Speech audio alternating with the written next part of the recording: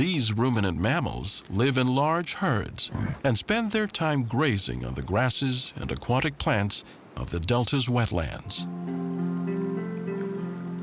This particular species is known partly for its mix and match characteristics. Its head is long and slender, like a horse.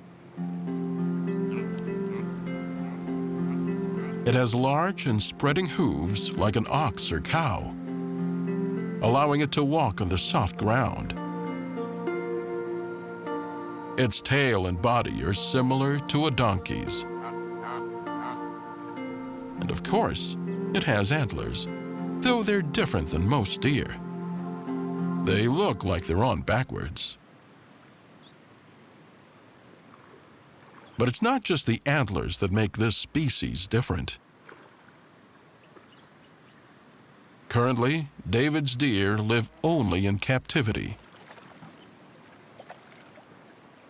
The deer in this herd are refugees, brought here to Louisiana to be one of the cornerstones in the rebuilding of an animal empire on the edge of extinction.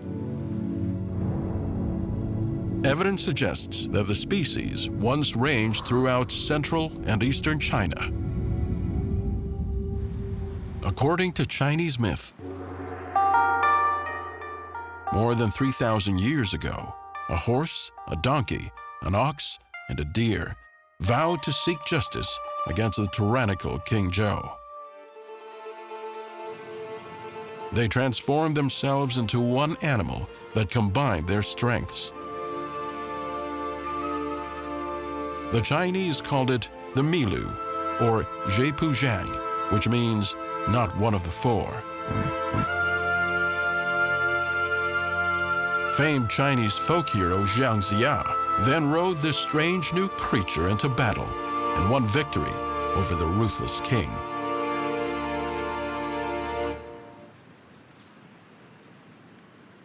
Having fulfilled its vow, the Milu settled in the lower Yangtze River and became a symbol of good fortune.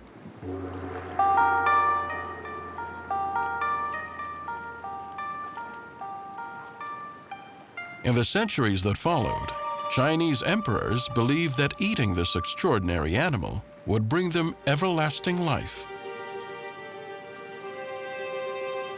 By the late 19th century, hunting had taken its toll. The Milu had been slaughtered to near extinction.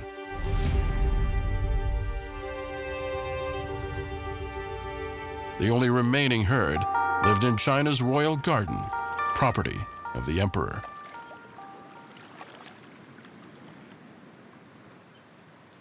In 1866, a French naturalist, Father Armand David, heard about the rare and mysterious deer. He had to see them for himself.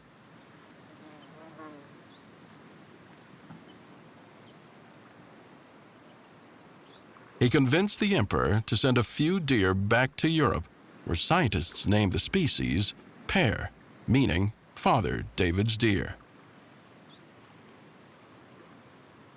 The emperor also agreed to send a few living deer to be showcased in European zoos. Though numbers were low, the species seemed destined to survive in these captive settings. Then, tragedy struck. In 1895, a flood destroyed China's imperial garden walls. Most of the deer escaped. Starving peasants killed and ate the fleeing Milu.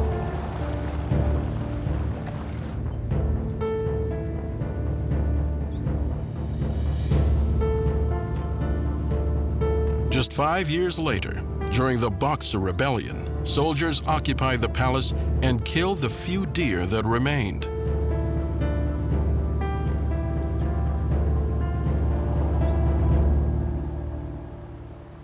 The empire of the Milu had fallen. Or had it?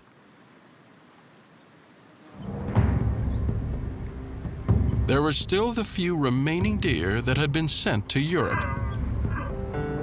For Pair David's deer to survive, the species depended on just 6 individuals whose genes would provide the building blocks for a new empire far from their native land.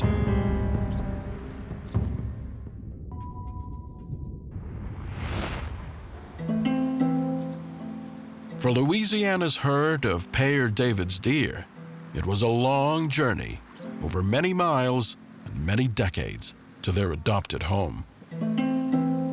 By the early 1900s, the last of China's deer population had been killed, and not a single member of the species was left in the wild anywhere in the world.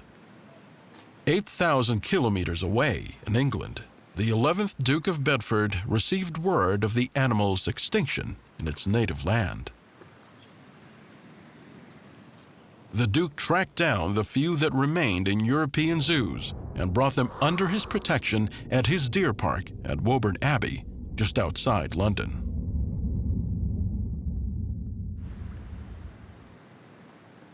This became the only home of a breeding herd of David's deer in the world.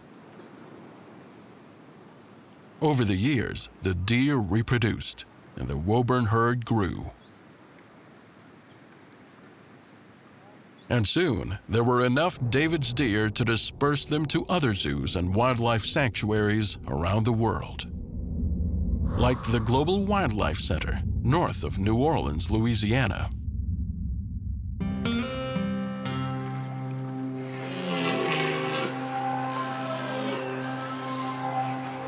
Rebuilding an empire starts with the right habitat. David's deer are social animals. They stay together in large herds and prefer low-lying grasslands and reed beds, like coastal marshes and floodplains.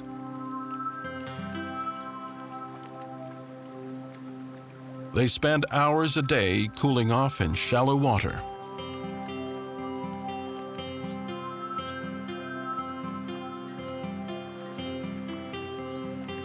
And they have the mysterious habit of sticking their heads in the water and digging up the marsh muck, decorating their antlers.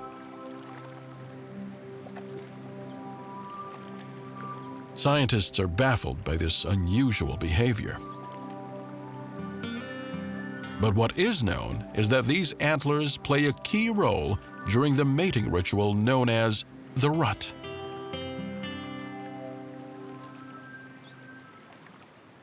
In June, about 2 months before the breeding season, males feed intensively to build up strength. They eat grass, reeds, and bushes found in and around the wetlands. At the same time, females break off from the larger herd and form small mating harems. At the start of the rut, a stag will rub his antlers on trees or shrubs. It was once believed this was to prep the antlers for fighting. But recent studies suggest it's to mark their territory. They rub their scent to demonstrate to other bucks and does that they are ready to mate. When a stag is ready, he approaches one of the groups of females. But he's not the only eligible bachelor. He must establish dominance by force.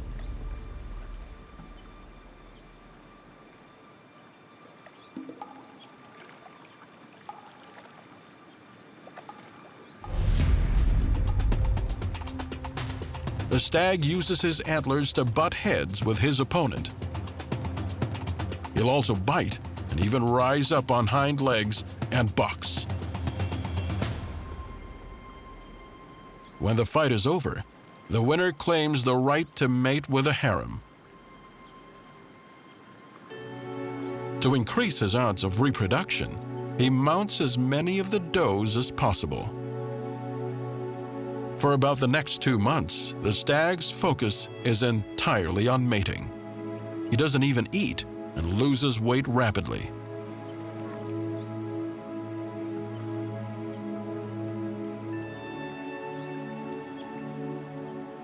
But he's not done fighting.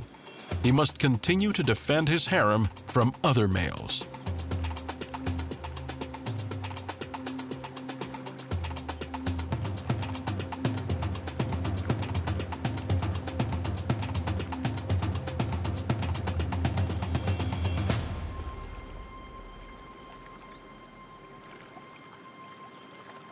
By November, the rut is complete.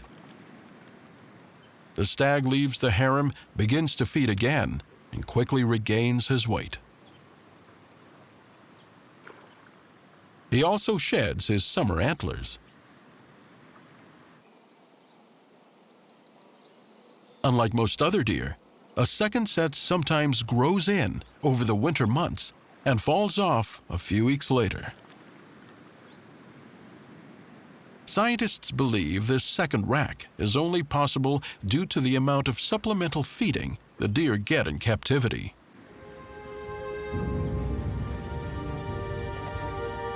Meanwhile, the pregnant females return to grazing on the grasslands, feeding the unborn calves they now carry.